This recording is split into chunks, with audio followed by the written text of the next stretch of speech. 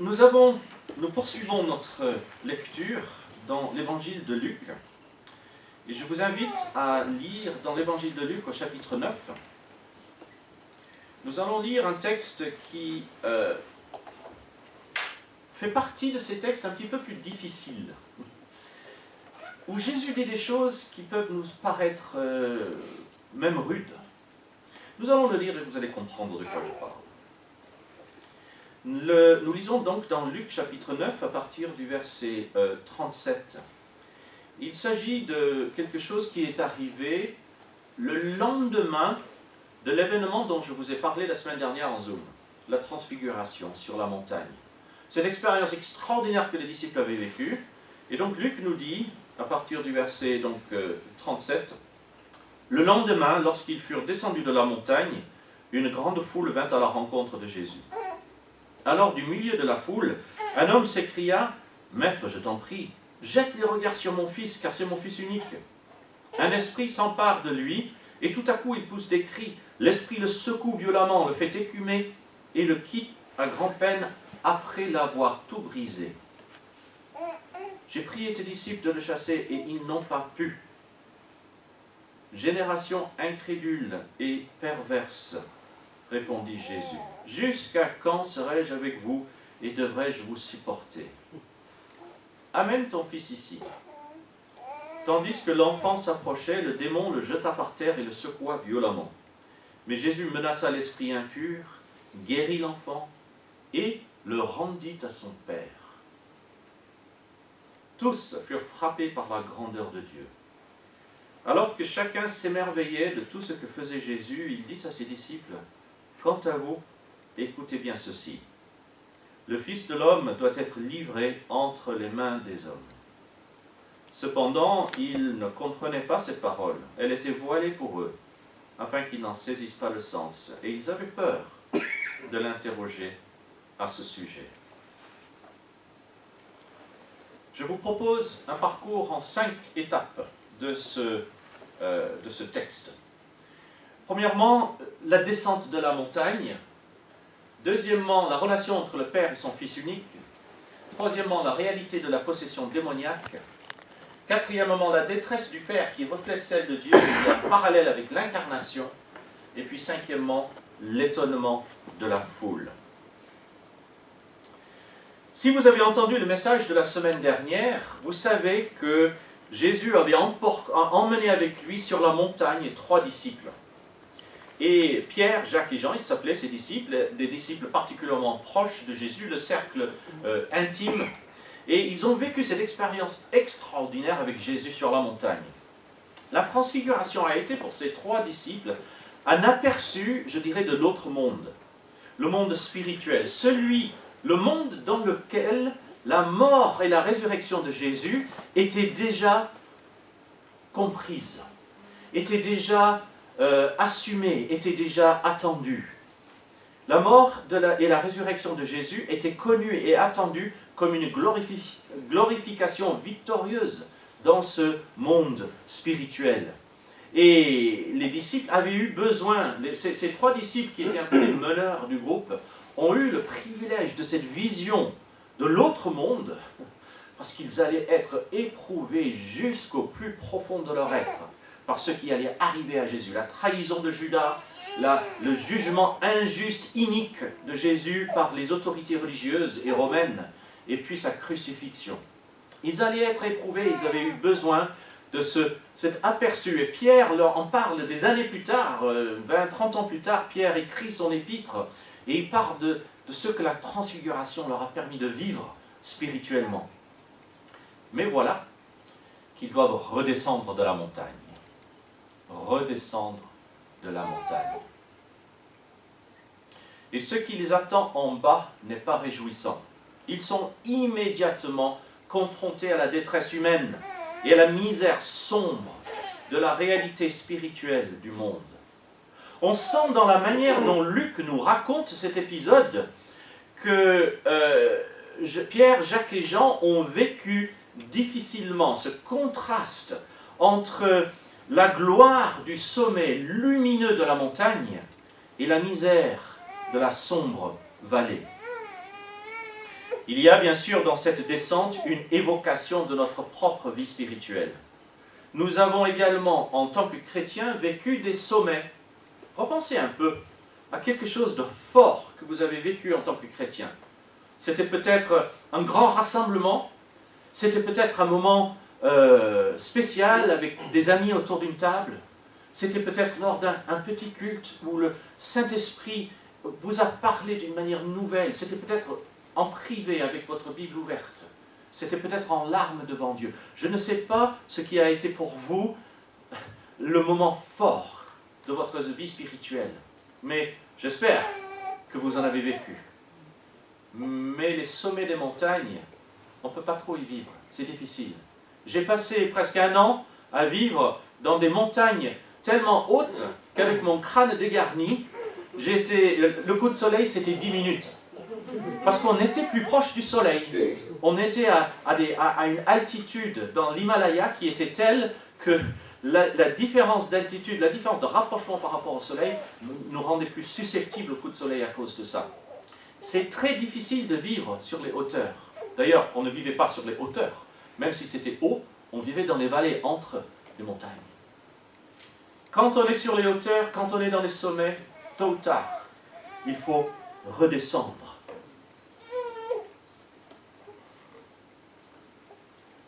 La vraie vie reprend avec ses problèmes familiaux, ses complications professionnelles, ses défis à relever, peut-être ses maladies, ses deuils, et nous nous retrouvons dans la sombre vallée. Un des problèmes d'une vallée, c'est que les collines et les montagnes autour de nous, vous l'avez remarqué certainement, les collines et les montagnes autour de nous nous cachent la vue. Notre vision est limitée par des pentes abruptes.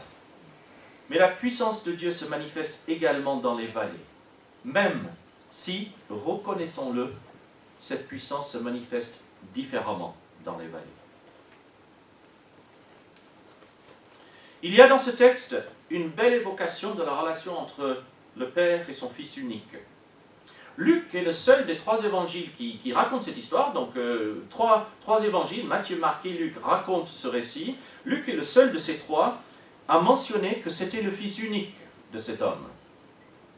C'est intéressant de relever au verset 42 que, après l'avoir guéri, la Bible nous dit Jésus le rendit à son Père. Luc capture ainsi toute une relation humaine entre ce Père et son Fils unique, soulignant les effets tragiques de la distorsion physique et des altérations de la personnalité que le mal avait provoqué chez ce garçon. Non seulement souffrait-il de graves difficultés et conséquences physiques, émotionnelles et psychiques, mais il était comme coupé de son Père, séparé de ses relations familiales par la volonté du diable. Et c'est une issue réjouissante de voir que, guéri, le garçon a été rendu à son Père et que la relation a ainsi été restaurée. Ce texte soulève la question de la réalité de la possession démoniaque. Cet épisode a fait couler beaucoup d'encre concernant la réalité de la possession démoniaque. Vous avez peut-être remarqué que les symptômes de ce garçon correspondent de très près à une crise d'épilepsie, si vous relisez le verset 39. Certains interprètes de la Bible sont même allés jusqu'à dire que le récit de Luc concernant la possession démoniaque de ce garçon ne serait qu'une interprétation primitive des symptômes d'une maladie que la médecine moderne a su identifier comme une affection neurologique. C'est l'épilepsie. D'ailleurs, l'évangile, certaines traductions de la Bible, en relatant l'épisode dans Matthieu, utilisent même le terme « la guérison d'un épileptique ». Bien que les gens de l'époque, évidemment, ne savaient pas ce que c'était que l'épilepsie. C'était inconnu comme maladie à l'époque. Le terme traduit par épilepsie dans certaines de nos Bibles est un mot traduit littéralement par lunatique, c'est-à-dire frappé par la lune. C'était ainsi que les gens de l'époque décrivaient quelqu'un qui était donc malade psychique de cette sorte. Marc et Luc, donc le texte que nous avons lu, parlent d'un esprit impur. Alors qu'en est-il? Esprit impur, démon, ou bien simple maladie? Premièrement, rien ne nous empêche d'accepter que dans ce cas particulier, le démon qui habitait dans ce garçon se servait de sa maladie, peut-être de l'épilepsie, c'est possible, pour le tourmenter.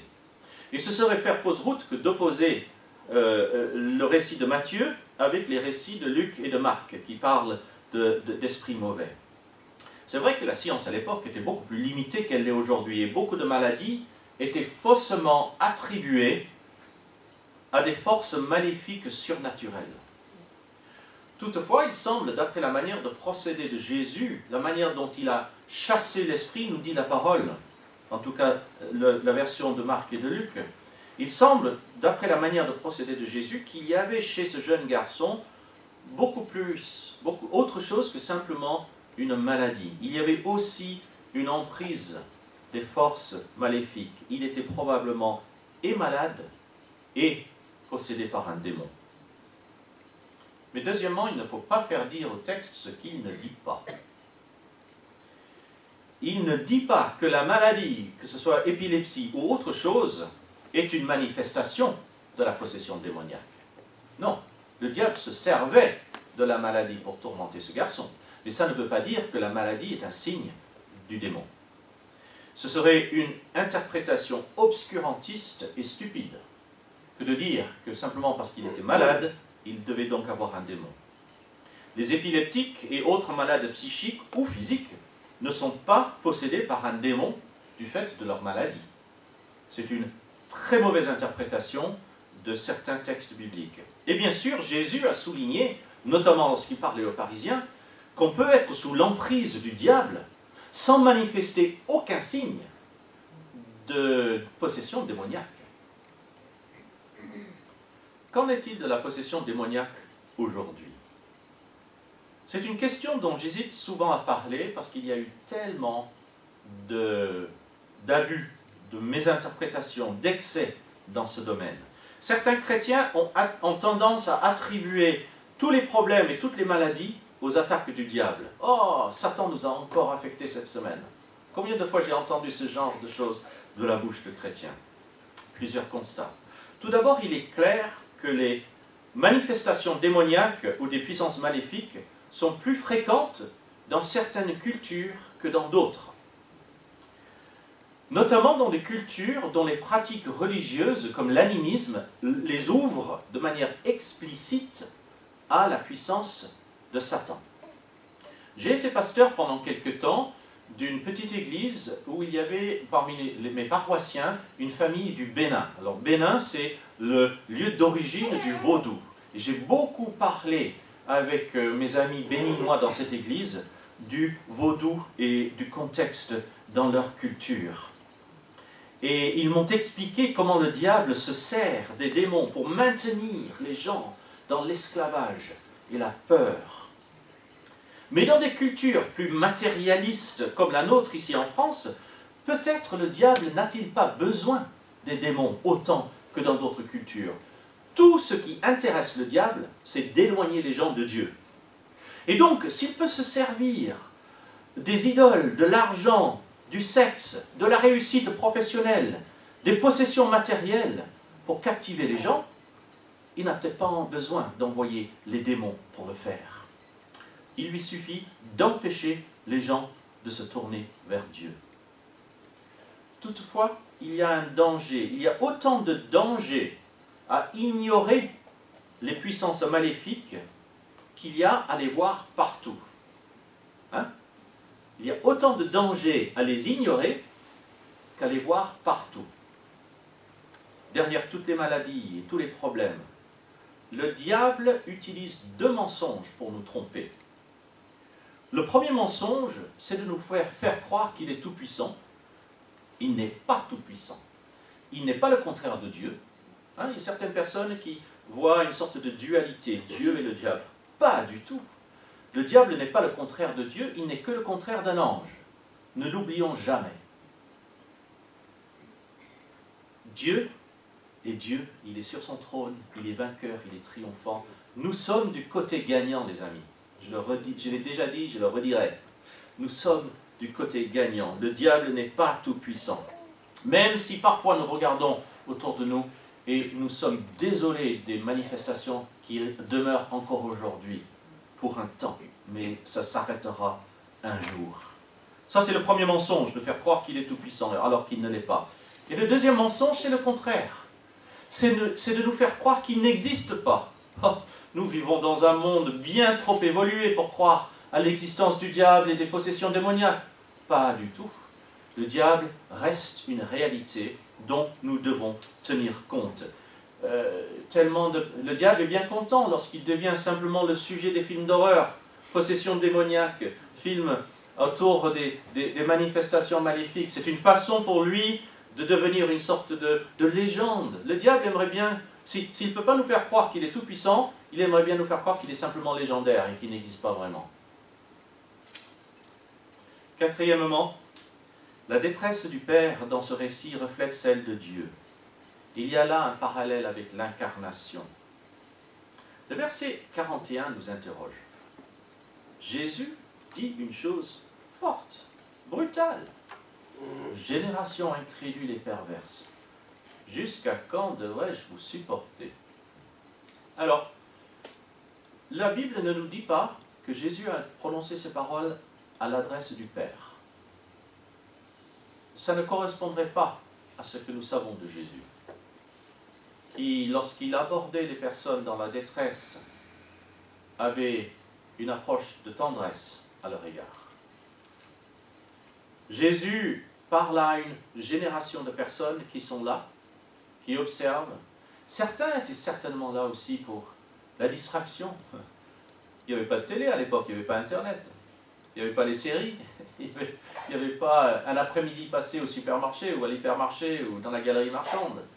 Vous ne pouvez pas faire ce qu'on fait aujourd'hui pour se distraire, pour se détendre.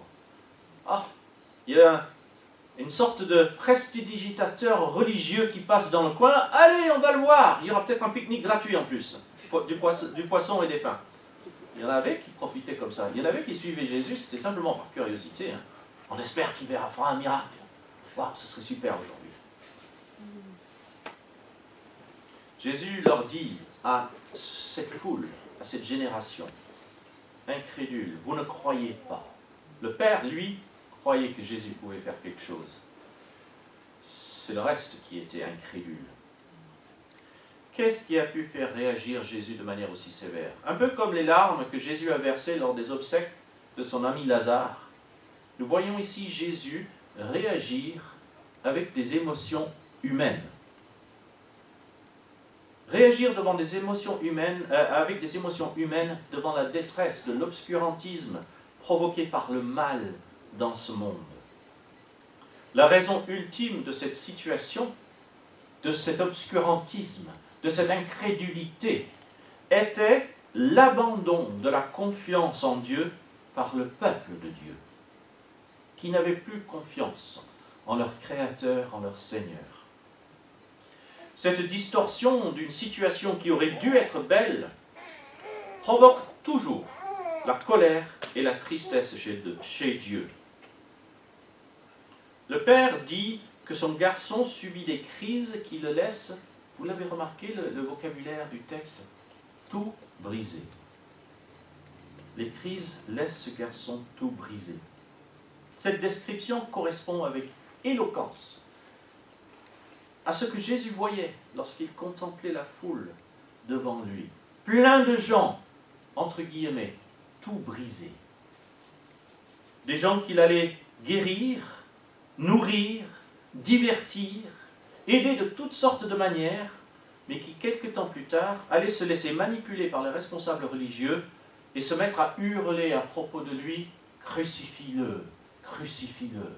Nous sommes en route vers Pâques. Nous sommes dans la saison de Pâques en ce moment.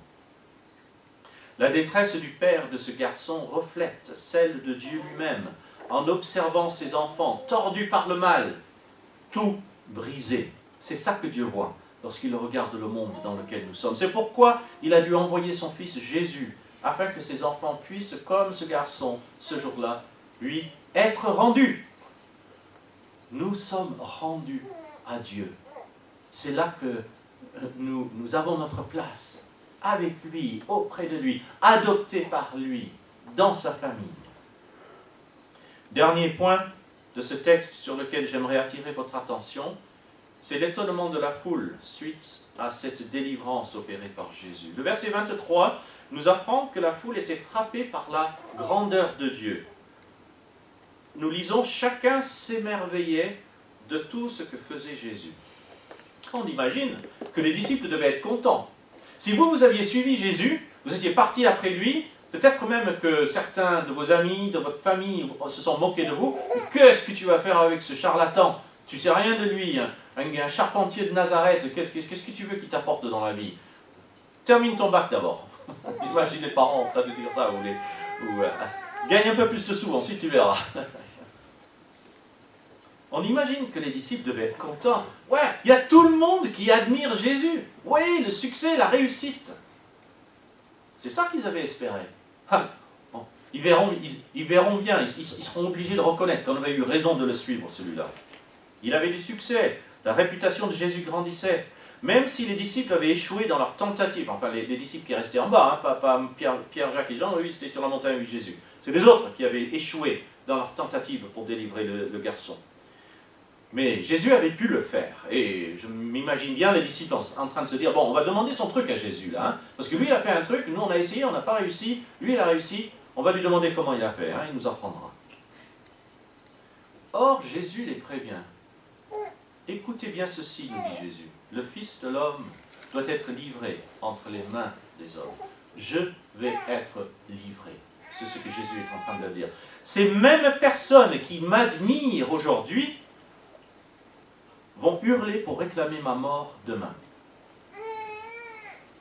Jésus prévient ainsi ses disciples que l'admiration et l'émerveillement de l'être humain devant les œuvres de Dieu ne suffisent pas. L'admiration et l'émerveillement de l'être humain devant les œuvres de Dieu ne suffisent pas. Ce qu'il souhaite, c'est l'engagement. C'est intéressant d'ailleurs, car cela veut dire que la louange chantée et nos prières du dimanche matin doivent forcément être accompagnées par la louange pratique de nos actes le reste de la semaine. C'est une louange que d'agir dans le quotidien de notre travail, de nos engagements éthiques, de la société dans laquelle nous vivons et de nos familles. C'est une louange que de vivre en chrétien dans ces contextes-là, parce que nous sommes en train de dire explicitement « Mon Dieu en vaut la peine ». Notre adoration est incomplète si elle ne comporte pas ces deux dimensions. La louange chantée et priée du dimanche matin au culte, avec la louange pratiquée le reste de la semaine. Le terme traduit par grandeur au verset 43 dans ce texte est souvent traduit dans certaines traductions par majesté. Mais c'est un mot rare dans le Nouveau Testament. On ne le trouve que 3 fois. Et la troisième, c'est dans 2 Pierre 1, lorsque Pierre décrit l'expérience justement vécue sur la montagne de la transfiguration. Ils ont vu la grandeur, la majesté de Dieu. C'est un peu comme si Luc était en train de nous dire ici qu'en accomplissant ce miracle, Jésus avait emporté avec lui une part de la majesté divine aperçue sur la montagne. Cette majesté divine qui s'était montrée à eux sur la montagne de la transfiguration, Jésus l'a emportée avec lui dans la vallée. Et les gens en ont eu un aperçu dans ce qu'il a fait dans la vie de ce jeune garçon. De cette révélation grandiose du royaume de Dieu depuis l'autre monde, que nous avons lu dans les versets précédents, Jésus apportait avec lui une part de cette gloire pour la faire rayonner dans la misère spirituelle et la détresse de notre monde, afin de donner aux êtres humains un petit aperçu de la gloire divine. Je ne sais pas de quoi votre semaine va être faite. Je ne sais pas de quoi la semaine de notre monde va être faite. Mais je vous souhaite, et je nous souhaite tous, de recevoir quotidiennement cet aperçu de la majesté de Dieu dans notre monde. Nous prions. Seigneur, nous remettons entre tes mains, conscients de notre petitesse et de notre faiblesse, conscients que nous vivons dans un monde tout brisé. Alors Seigneur, nous te demandons, montre-nous ta majesté, montre-nous ta grandeur, montre-nous comment rayonner quelque chose de ce que nous vivons avec toi et par toi. Et Seigneur, nous voulons aussi te remercier pour ce que tu fais dans notre Église. Je te remercie pour Luna. Je te remercie pour le bruit qu'elle fait. Parce que tu nous l'as donné, Seigneur. Tu l'as donné à Augustin et Clémentine. Mais nous sommes tous en famille devant toi. Et nous sommes réjouis de l'entendre. Seigneur, entends nos cœurs à nous en tant qu'adultes aussi. Dans tout ce que nous pouvons dire, de bien formuler ou pas. Merci parce que tu accueilles ce que nous avons à te dire. Amen. Amen.